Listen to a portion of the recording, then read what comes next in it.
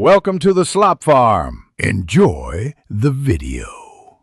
In this video, I will explain how to make lobster in an air fryer.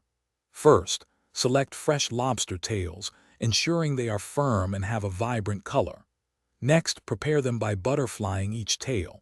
Simply cut down the center of the top shell with kitchen shears, stopping before the fan. Gently pull the meat up and out, resting it on top of the shell. Finally, brush the exposed meat with melted butter and your preferred seasonings for a delicious start. Now let's get cooking. Preheat your air fryer to 380 degrees Fahrenheit for a few minutes. Carefully place the prepared lobster tails in the air fryer basket in a single layer, ensuring they aren't overcrowded. Cook them for about 5 to 7 minutes, depending on their size. Remember to flip the tails halfway through the cooking process to ensure they cook evenly and get that perfect golden finish. Knowing when your lobster is perfectly cooked is key. The meat should turn opaque and feel firm to the touch without being rubbery. An internal temperature of 140 degrees Fahrenheit is ideal.